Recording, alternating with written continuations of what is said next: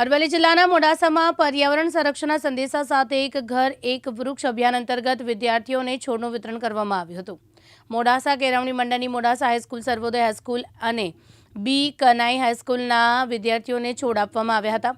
કેળવણી મંડળના અંદાજે 1800 જેટલા વિદ્યાર્થીઓને પૂર્વ રાજ્યકક્ષાના મંત્રી અને મોડાસાના ધારાસભ્ય ભીખુસિંહ પરમાર તેમજ આમંત્રિત મહેમાનો, મંડળના હોદ્દેદારો અને શિક્ષકોના હસ્તે છોડનું વિતરણ કરવામાં આવ્યું હતું। આ પ્રસંગે શાળા પટાંગણમાં વૃક્ષારોપણ પણ કરવામાં આવ્યું।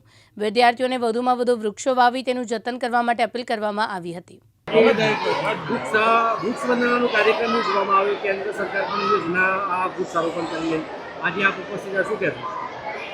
આજે મોડાસા કેળવણી મંડળ દ્વારા આયોજિત આ વૃક્ષારોપણના કાર્યક્રમમાં વિવિધ સ્કૂલોના આચાર્યો દ્વારા આ કાર્યક્રમ થયો, જેની અંદર અહીંયા આ પટાંગણમાં જે બાળકો છે તે લગભગ 1000 બાળકો છે અને દરેકને એક છોડ આપવામાં આવ્યો છે।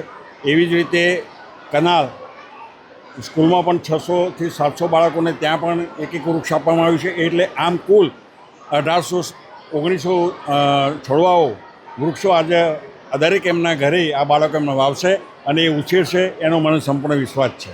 ઋતુલ પ્રજાપતિ, દિવ્યાંગ ન્યૂઝ, અરવલ્લી।